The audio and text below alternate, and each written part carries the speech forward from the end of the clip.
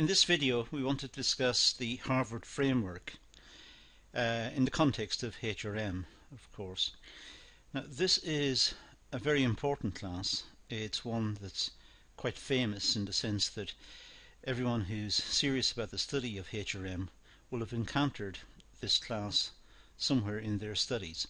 So it's important for us to cover it and to treat it seriously, and it's advisable that you make your own notes and pad out your notes, do some supplementary reading, and make sure you've got a good understanding of the content of the class. You'll see from the bottom right hand corner of the slide in front of you that we have 97 slides, so it's quite a significant amount of work. So it's advisable to stop the video from time to time and have a break and return to it later. So let's talk about the Harvard framework. The Harvard framework is a model designed by the Harvard Business School and is the most influential model of HRM. A very important model, one that should be understood, as I said, one put forward by the Harvard Business School. The model is associated as a soft HRM model. It's recognized as a soft HRM model, as its primary focus is based on outcomes for people, their well-being and organizational commitment. So these are termed as soft models when essentially when we consider the focus on people and their well-being and organizational commitment. These are not topics that we can subject to very hard analytical scrutiny. These are ones that are have many factors that contribute to the outcome. People are not predictable, not 100% predictable at least, and organizational commitment and motivation within work and the application of effort within work can vary widely from organization to organization and under different circumstances. So for all of these reasons we consider these type of models to be soft models. They don't give us precise predictive outcomes. The model views employees as stakeholders in the business who have their own interests. They will only commit to an organization if they want to. So people who work for organizations do so because it's in their interest to work for the organization. They want a salary. They want to be able to survive and pay their own bills. They have their own agenda, in other words. And this means that organizations must accommodate their employees in terms of their requirements and their expectations. Unlike the Michigan model, which focuses on business strategies, the Harvard model focuses on gaining employee commitment and cooperation. The focus of the Harvard model is to try to see what it is that motivates workers. What is it that gains their loyalty and their cooperation? And it tries to develop ideas associated with further developing cooperation and commitment and application within the working realm. And employees are encouraged through incentive schemes and through all sorts of motivational methods to focus on their tasks, to give good effort and to enable the organization to grow and to flourish. The Harvard model acknowledges mutuality in all businesses and focuses on managers' methods of managing employees. There is a mutuality in the sense that it's in the employee's interest that the business does well. And clearly it's in the business's interest that the business does well. So both sides have an interest to see the business doing well. There is a mutuality, in other words.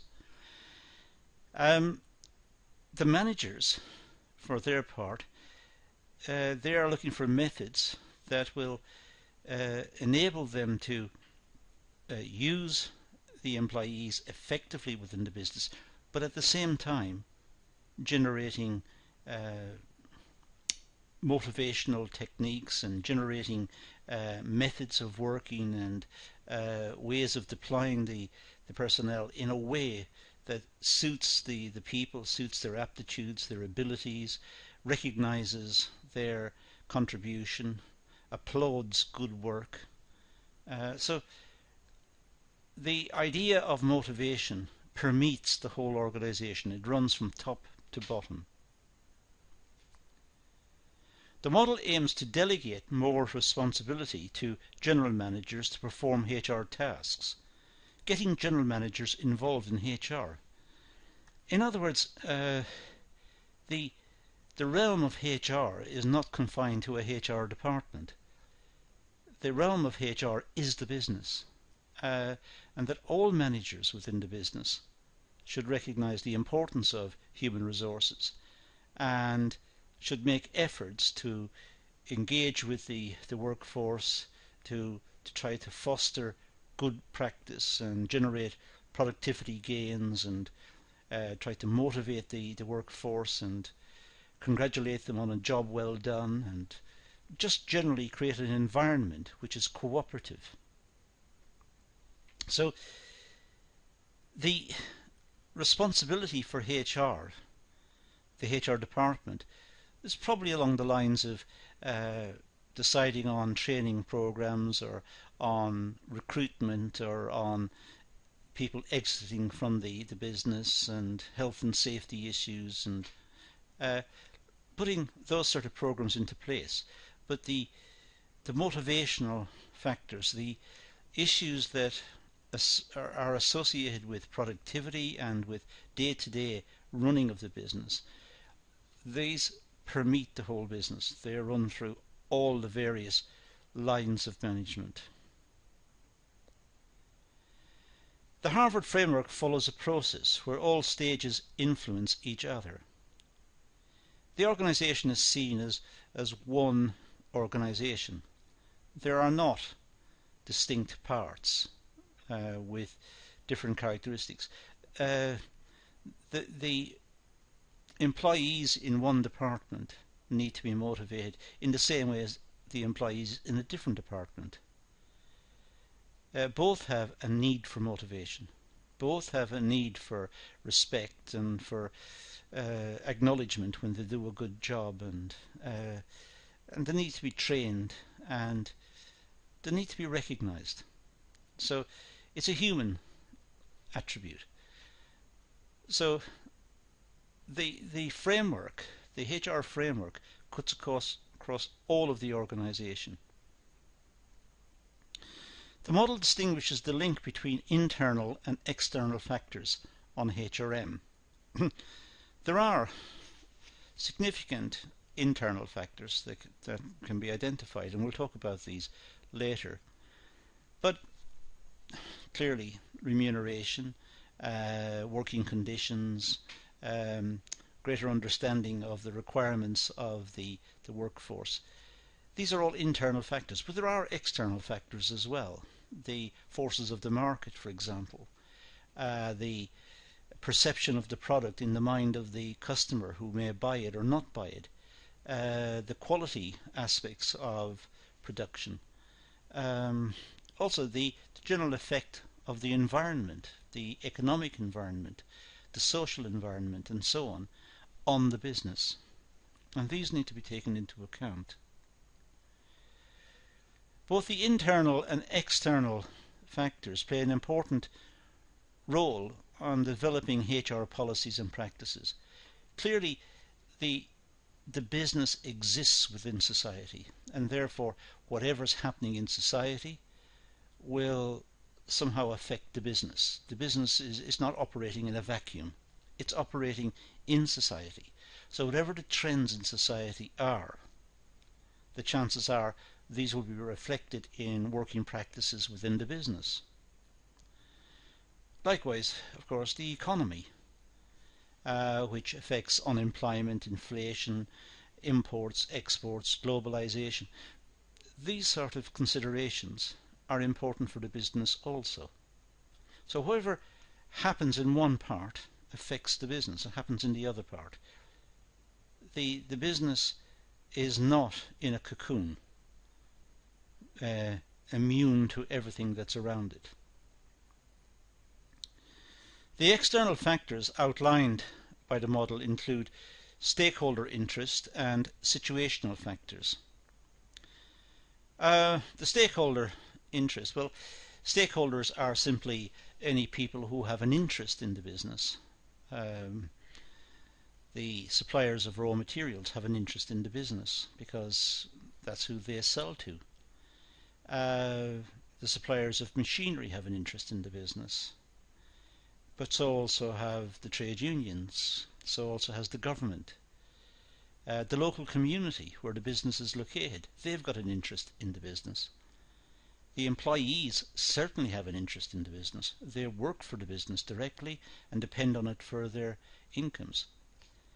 So there are various stakeholders we can identify, usually a large number, that are affected by businesses. The situational factors, well, these are the situations that the business finds itself in terms of its position in the market, in terms of its technological base, in terms of its customer base, its perceptions, and so on. We'll talk about these in much more detail in the coming slides, but just for the moment, the external factors outlined by the model include stakeholder interest and situational factors. As I said, we'll come to those shortly. In fact, very shortly. In fact, now.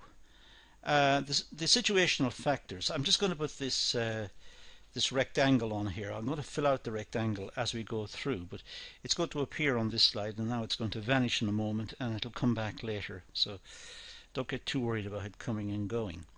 But I'm going to fill in the various situational factors in this rectangle. But for the moment, let's see what we mean by them. So situational factors. Well, this is the context in which the business operates. It's the situation in which it finds itself.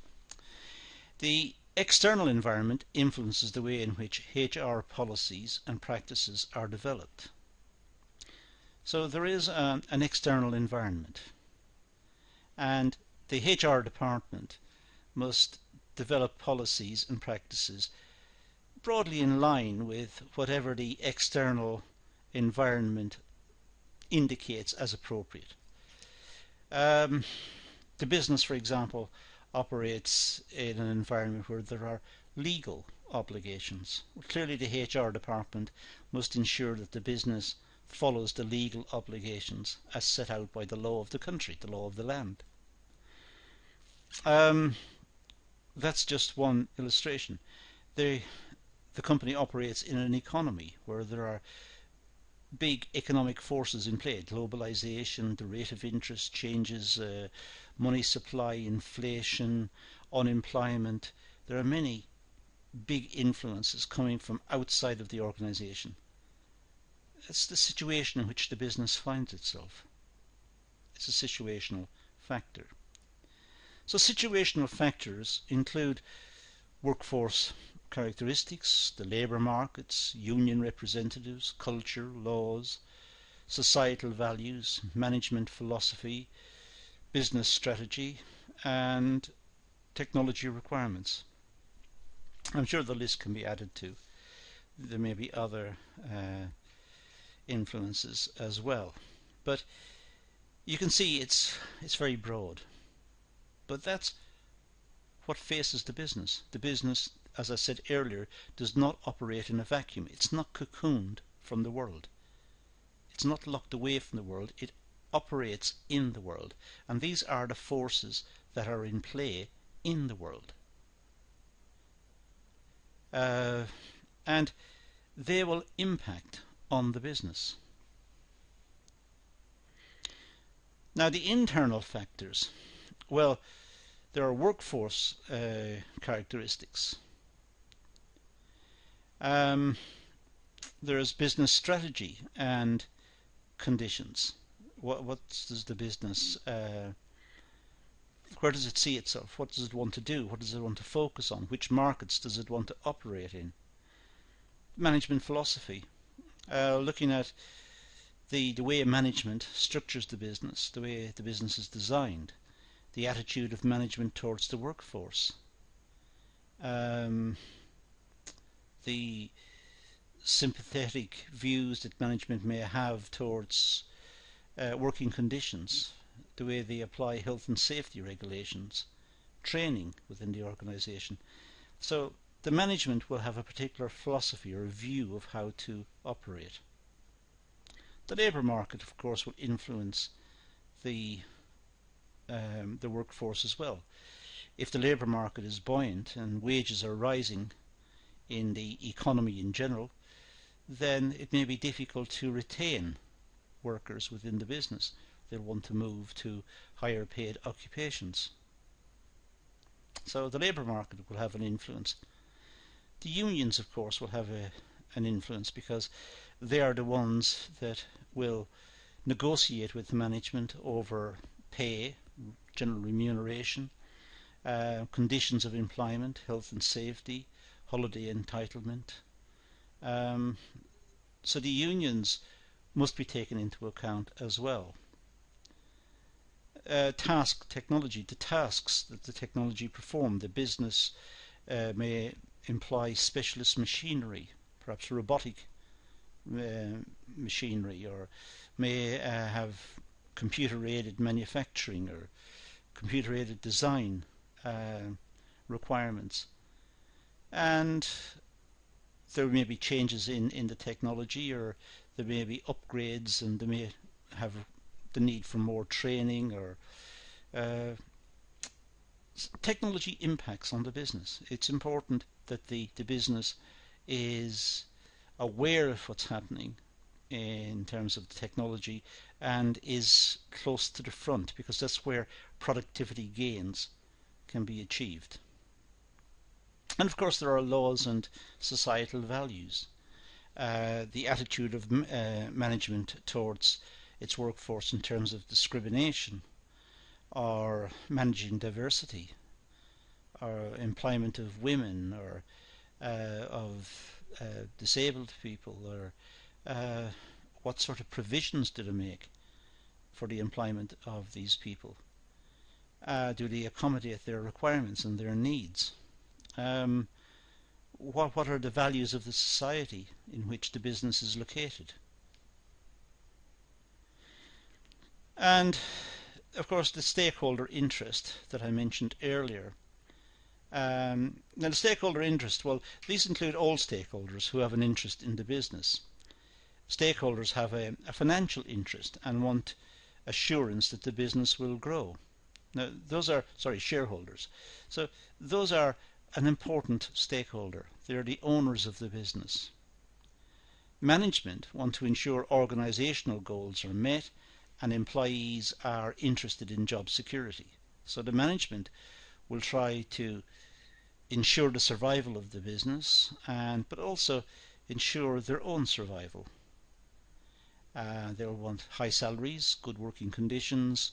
They'll want to be associated with a successful business. But they'll also want to see their employees having job security, and because that will enable them to have more continuity at work. It's easier to work with the existing workforce than to have to train new employees, perhaps to train them on a regular basis. The government are interested in employee protection and growth. So the government is a stakeholder. But as I said earlier, there are many other stakeholders we could list. There are many people who have a financial interest in the business. The suppliers of raw materials, or specialist machinery, or the local community. There are many different types of stakeholders. So we've only listed out a few here, but there are others. Now if we go back to our diagram, now we can see we filled out situational factors. Not exhaustively, but a lot. And now we're working on the stakeholder interest, and we know who the stakeholders are, or at least some of the significant stakeholders. There are others, as I said. The external environment is the context in which the organization operates. Businesses exist in society, they exist in the economy. As I keep saying, or I've said a couple of times before, they don't operate in a vacuum. They're not isolated from the rest of the economy or of the rest of society. They operate within it, and therefore they must factor in the changes that are coming about in the economy, the changes that are coming about in society, because that's what they're working with. These factors are directly linked with internal factors such as HRM policy, which in turn leads to HR outcomes. So when there are pressures on the organization, pressures for change perhaps, for opening up new ways of working because of changes in society, perhaps more flexible working to accommodate family life. Perhaps there are movements in society requesting this. When the organization does it, tries to implement this policy, this is a HR policy. And it has to come to HR outcomes. It has to manifest itself in flexible working conditions. But the policy has to be brought through the organization, agreed by senior management, and the organization needs to be retooled or restructured to accommodate that. So here's a situation where society has led to big changes within the organization. The HR outcomes have long-term consequences which have a feedback response on stakeholders' interest and situational factors. So if we continue the example of flexible working, as I just introduced it earlier, this will have an impact on stakeholders. Stakeholders may not get the same returns because the organization has to accommodate more flexible working and will not get as high a return on its assets perhaps as before. So the introduction of policies which are really driven by external forces may lead to a diminution in returns. So therefore stakeholders may be adversely affected. So now we've seen that stakeholders, who they are and how the stakeholders can be affected by changes in the situation in which the business finds itself, the situational factors. Management is a type of stakeholder, as are employee groups. The government, of course, is a stakeholder. The company pays tax to the government. It creates employment. It creates economic well-being within that particular region or that particular area. People find jobs there. So we have the broader stakeholders. We have the management are clearly stakeholders. They want to have security of employment. They want to have good jobs and well paid. Employee groups, the trade unions, have an interest, and the government has an interest. So also, as I said earlier, has the community, because the company creates employment, it creates training, it gives people work experience, and some people work there and support their families and their lives through involvement with the business. The unions are stakeholders. The unions want their members to be treated well, but they do want membership and they want to be involved in the business. They want to be able to negotiate with the management. They want to engage in collective bargaining and try to find good outcomes which will not just sustain the business but will give the workforce better working conditions and perhaps better remuneration. So these two sets, the situational factors which influence the stakeholders, this leads to HR policy. Now, if we can just think about HR policy here for a second, um, the policy could be represented by something like this. We have the work systems, we have the human resource flow, people coming into the organization and leaving the organization. We have the rewards. So we have the corner points, or the apex, or whatever you want to call it here, of this triangle. And in the center we have the employee influence. So the employees influence the flow of human resources. If the employees are happy, they'll stay within the organization. If they're not so happy, they will have an incentive to move. The work systems will also be influenced by the employees, what the employees can do, their skill sets, their willingness to participate with the organization, their willingness to engage in change and engage in technological innovations and upgrades of technology used within the workforce. And of course, the rewards will be a key determinant of whether the employees are going to continue or perhaps look for other occupations. So the HR policy area is associated with this. It's trying to deal with these almost conflicting issues. Having good human resource flow means a contented workforce, means few people leaving. But few people may not want to leave, I should say, simply because the working practices are settled. In other words, the working practices could become out of date. And upgrading the working practices with new technology and new ways of working may lead to employees wishing to leave. So there are tensions within the organization. The Harvard framework proposes 4 HR policy areas. HR personnel and labour relation activities are dealt with under policy areas. So personnel and labour relations, these are dealt with under the policy areas. These are dealt with in situations where the organisation has set out its policies regarding labour, regarding remuneration, regarding training, regarding the requirements for work within the organisation. So the HR policy determines the approach that the management will take towards its dealings with its workforce. The policies must be designed in line with the organisation, the employee and the stakeholder interest.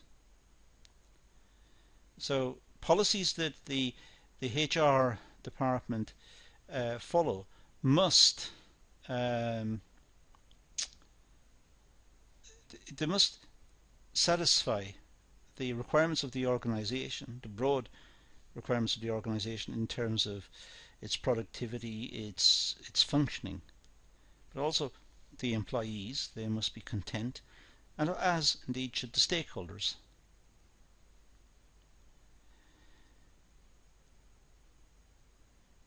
HRM will be ineffective if policies are disjointed, follow from old practices, or ad hoc responses to external pressures.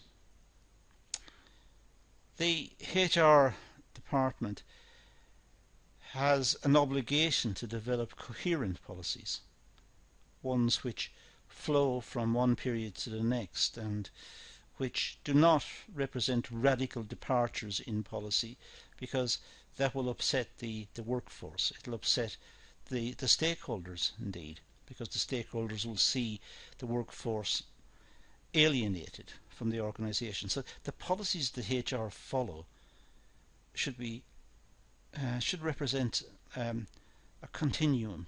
It should be ones which are based on the past, but modified and updated according to current practice, current understanding, and modernized, because the business itself will be renewing itself in accordance with the technological requirements for modern businesses, and also more enlightened ways of dealing with the workforce.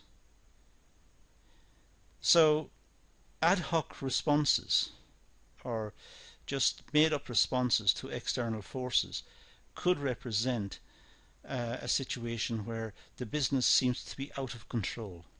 There's no confidence in the business, which will alienate the workforce.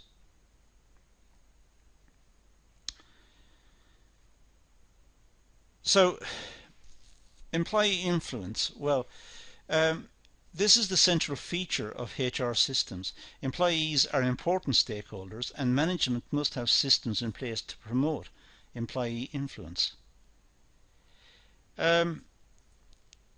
Organizations have changed since the Industrial Revolution. At the time of the Industrial Revolution, management was all powerful, and the employees were merely operators. They were functionaries. The employees simply served a function within the business. Their opinions were not sought. But over a period of time, they have been recognized as a valuable source of information, of criticism, constructive criticism. They make a valuable contribution to the life of the business. They are not just facilitators of production. They are people. They have opinions and attitudes. They may have strong ideas about the quality of the product, or the price of the product, or the placement, the distribution channel for the product, the image of the product. They may also be consumers. So they may work but also be consumers, and therefore have an opinion about the product. And it's good for the marketing section, for example, to be able to consult with the workers and ask their opinions about the product or about some proposal. The introduction of quality procedures depends critically on the contribution of the workers and the extent to which they buy into the policy. So the employees are important stakeholders, and management must have systems in place to promote employee influence. The employees have a lot to lose if the business doesn't do well. They lose job security. They might lose bonuses or annual increments in pay. So the management must recognise that the employees are genuinely interested, and therefore they can seek their advice and their opinions. And the employees should have an influence in the direction in which the business is travelling. To what extent do managers delegate power, authority, responsibility and decision making to employees? That's the question. It's trust. It's based on trust. To what extent does the management trust the employees to make good decisions? To what extent should the management delegate power to the employees, delegate authority and responsibility? Do they trust the employees to be able to do this? Or to perhaps the employees will not commit themselves, and therefore the business could be damaged because it loses time, it loses momentum, because the employees are not focused on the tasks which were delegated. But if the employees recognize the importance of the business to them and to their families, and in terms of the job security and their ability to survive in life, then presumably the employees will make a good contribution and will relish the fact that they have been rewarded by having more power and more authority and more freedom to act, more responsibility and more involvement with the business. Any influence exerted on employees should be compatible with management objectives and priorities. There is no need to exert pressure on employees if it is not aimed at supporting the corporate objectives of the business or of achieving some objective which is felt desirable.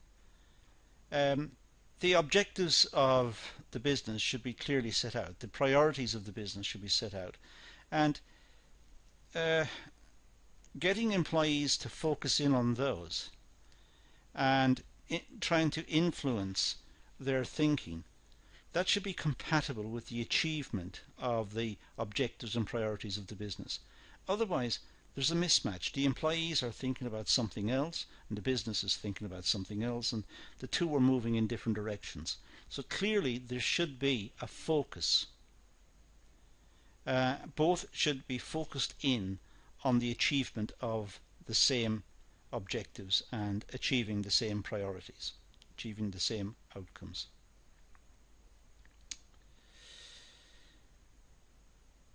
So the human resource flow, well, the flow of employees meets the business requirements. First of all, the right employees should be engaged with the right skills and at the right time. And that's a function of the HR recruitment policy. It's a question of finding the right employees with the right skills at the right time. It's not an easy task. It depends on the complexity of the business. It depends on the location of the business. It depends on the remuneration being offered. So it depends on many factors. But essentially, the right employees should be found, and that is the pressure that's on the HR department to recruit the right people. The policy is concerned with the flow of employees into, through, and out of the organisation. Managing the human resource flow is part of the HR remit. That's what they're there for. It's to get proper employees, good employees with suitable skills into the business.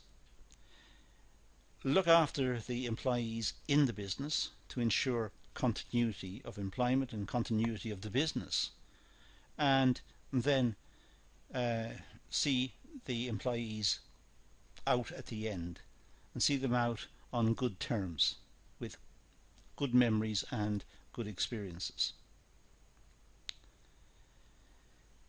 So it involves decision making on recruitment, selection, promotion, cessation of employment, job security, career development and fair treatment.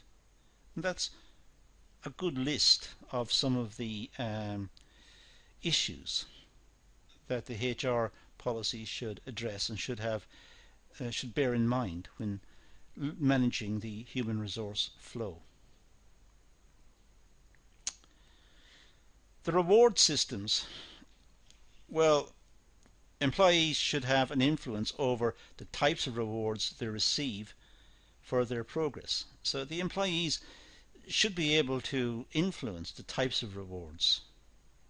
They should be able to speak to management and talk to management over the rewards and look at the differences in rewards between occupations and at different levels throughout the business to ensure there's some sort of fairness and some sort of recognition of how the reward systems are allocated. Extrinsic rewards are tangible, involving pay and benefits. They have performance-related pay, overtime, bonuses, pension, profit sharing, health insurance, and so on. So these are extrinsic rewards. These are tangible in the sense that they can be identified against areas like overtime working or working to meet particular targets, and bonuses are paid and so on. Intrinsic rewards are intangible. For example, motivation, job satisfaction, achievement, self-confidence and esteem, commitment. So intrinsic rewards may not have a monetary aspect, at least an explicit, overt monetary aspect. They may be related to recognition that a job was well done, congratulations, worker of the month, or it could be some sort of extra responsibility, perhaps at the same level, but extra responsibility and more recognition of a job well done. It doesn't have to be more pay. It could be recognition and certain fringe benefits, perhaps, within the organisation. Work systems. I said there were 4 HR policies on an earlier slide, and we see now we've worked our way through to the final one on the HR policy, the work systems.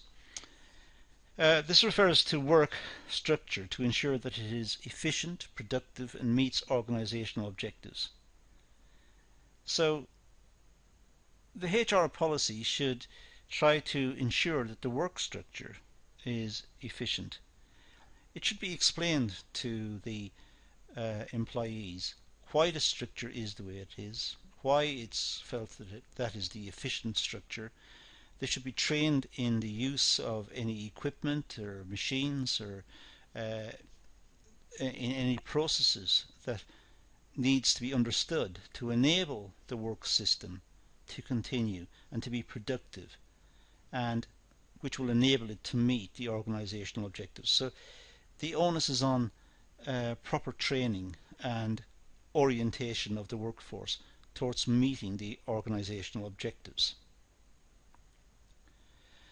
Work systems must encourage communications channels, and appropriate technology is in place to allow employees to do their job. So good work systems should have good communications channels. The employees should be able to talk to line managers, and line managers to talk to departmental managers, and so on. Depends on the structure of the business, but there should be good communications channels. Issues should be brought up and dealt with straight away. It shouldn't be allowed to fester and go bad and cause bad feelings or cause discontent in the future. It could be good ideas come through, and the communication system will feed back good ideas about how to improve the work situation. Appropriate technology should be in place, not just to facilitate the communications channels, but also in terms of enabling the employees to do a good job. The proper tools should be made available and in sufficient supply and of sufficient quality. Plus, there should be adequate training in all of these to ensure that the employees are able to use them effectively. Information, activities and technology are arranged at all levels of the organisation. So the flow of information within the organisation should be efficient. Information should be disseminated widely so that the employees throughout the organisation know what's happening, what the policy is, the direction that the business is running in, what it's planning. There should be no surprises to the employees. Employees do not like surprises. They don't like turning up for work to find that something has changed radically over the weekend. They like continuity. And they can cope with change if adequately informed. Plus, it indicates trust in the employees. The management are taking the employees into their trust and explaining what they're doing. And it's for the HR section to enable this to happen, to disseminate the information, to pass it out, to ensure that the context in which the information is delivered is properly understood, but also that the message itself is presented in a manner which is acceptable, that the language is acceptable, that the technicalities are explained, and the rationale for the changes, if there are changes proposed, are clearly articulated. So we've looked at the 4 HR policies that we mentioned earlier. Now the HR outcomes. Well, this section follows on from HR policy and is concerned with the 4 C's: commitment, congruence, competence, and cost effectiveness. Management must consider the extent to which HR policies enable the organisation to achieve the 4 C's. So HR policies should enable the organisation to achieve these 4 C's. Now, start with commitment, then competence, congruence, and cost effectiveness. Commitment. To what extent should HR policies gain employee commitment to the organisation? Well, it's a leading question to some extent, because clearly the HR policies should gain commitment. Clearly the workforce should be committed towards achieving the objectives of the business. The business and the employees should be pulling in the same direction. If they're pulling in the opposite directions, then the business is doomed. But getting the commitment from the employees is a function of HRM. This is an outcome from the stages we talked about earlier. And it's important that the effectiveness of the HR policy is judged in terms of the amount of commitment that the employees give to the employers. So commitment is important. Congruence. Are the employees compatible to management styles and fit in with other employees? It's important, again, as an outcome. Have the right people been recruited? Have they got a commitment to the management? Do they understand the management? Do they understand and relate to management objectives? Do they simply just agree with management, or are there conflict between them? Is the conflict inevitable? Is it personality? What is it? What's the problem? Is there congruence between one set of employees and another? Perhaps the employees can't work together. They find it difficult to relate to each other. And that could be for all sorts of reasons. Competence. The organization's capability to attract, retain and develop employees to desired levels of competency. It's the competency of the employees which generates their productivity, which in turn cuts costs and increases profitability. So it's important that the employees have competencies. And these competencies can be trained, but they'll also develop out of learning by doing over a long period of time. And for this reason alone, it's important that the HR department recognise that it's important to retain those workers. If the workers leave, then that competency will leave as well. And they'll have to be replaced by new employees who will have to be retrained and trained and developed and will make mistakes and so on until they have achieved competency as well. So a HR outcome should be to have competent workers, and having competent workers is a reflection of good HR policy. Cost effectiveness. How can management maintain costs whilst enhancing employee job satisfaction? So having policies which generate interest amongst the employees and gains their confidence and motivates them and gets them more involved. A lot of these exercises can be costly. It may take time, may take training programs, and there might be training on new skill acquisition and updating skills and so on. It's expensive. So how can the business manage its costs at the same time as engaging in these activities, improving employees' skills and improving the way employees see the job and see the organisation, improving their job satisfaction? So it's for the HR department to try and find solutions which will enable them to develop the employees and create better job satisfaction, but at the same time controlling costs.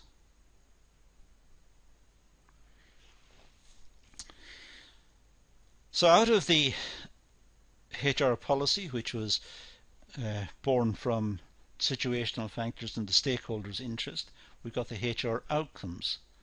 Now the HR outcomes are going to lead into long-term consequences. This section follows on from HR policy and outcomes. It's concerned with individual well-being. It's the long-term consequences of everything we've talked about, really. It's the individual's well-being, how the individual sees the organisation, how the individual feels about working there, how the individual feels about their self-worth, how they feel about the way they spend their working lives. The organisation must consider if HR policy and outcomes meet the needs of employees and their well-being. Employees are people. They're spending their lives, a big proportion of their life, perhaps working for the organisation. That is their life. And their well-being is important. Their physical well-being and their mental well-being is important. And the policies that were designed by HR and the outcomes from those policies should promote the well-being of the workers, which will give them greater job satisfaction. They should find going to work not stressful and onerous. They should feel that it's a supportive organisation, and they in turn should do their best to not just promote the ideals of the organisation, but to do so efficiently and competently. Is the organisation able to effectively compete within the external market? The outcomes from HR policy should not just be developing people and developing a sense of well-being, as we talked about earlier, or developing good communications channels within the organisation, more involvement and so on. But it should also enable the business to compete effectively. It should lead to increases in productivity, reductions in cost. It should enable the organisation to have better quality, better health and safety records as well for the employees, better distribution, more knowledge of the markets. There should be a keenness amongst the workforce to make the business work and work effectively and become perhaps even market leader. So the organisation should be capable of competing externally in the marketplace. And it's able to do that because it has a willing workforce behind it. Does the policies, or do the policies I should say, and outcomes benefit the society and the community? If the company is going to stay in existence, then does the society benefit? Does the community benefit? Does it create more employment? Does it put back something? It's existing within the community. There's an outside community. The business shared the roads with those people, and it may make noise and pollute the atmosphere to some extent. Does it do that? Or does it benefit the society? Does it put something back? Does it support a sports club, or does it create employment which help local producers of other products to sell their products because there's more income in the area? So to what extent do the policies of the business promote the interest of the community? What are the connections? Can these be identified?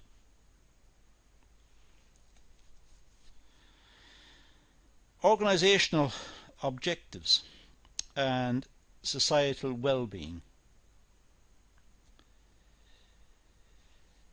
You can see there are feedbacks from this, of course. The long-term consequence going back towards the stakeholders, the community. Does the community benefit from all of what we said? If it doesn't, then it'll feed back to the stakeholder interest, which may lead to the development of a pressure group or some sort of local activist group who will oppose the business and get the business a bad name and a bad reputation, or perhaps it'll feed back to the stakeholder group something positive, and the community will support the business. But you can see there are feedbacks. The long-term consequences go back. It feeds back to the situational factors. It feeds back to the stakeholders.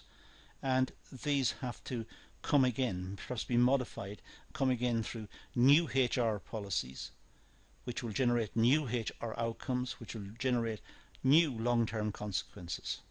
So there is a cycle. The model is a soft approach to HRM and identifies employees as important stakeholders. This is our summary. So that's what the Harvard model is about. The assumption is that stakeholder interests are most likely to be met if HR policy and outcomes positively respond to long-term consequences. So stakeholder interests are most likely to be met if HR policy and outcomes positively respond to long-term consequences. So HR policy should be fixed on the long-term consequences. What are the long-term consequences of the policy? It's clearly not the case, as I said earlier, that HR policy should vary on a regular basis, because it will lead to uncertainty and insecurity. The model also emphasizes on employee influence and decision making as key to success. So employee influence is very important. Working with the workforce, the management working with the workforce, is seen as the optimal solution. Employees give their opinions, give their recommendations, they cooperate with the management, and taking their decisions into account is important. That's one of the keys to success. And I'll just see from the bottom right hand corner of the slide, we're on slide 96, so we're just about finished. This is a long class. It's well worth revisiting the class perhaps several times, making your own notes and understanding what's involved in the Harvard framework. This is a very important class. It's one that all professionals within the HR sector will have encountered and will have studied. It's one that is essential that everyone in HR should know and understand. But that's all we're going to do in this session, so we're going to leave it at that and say thank you for watching.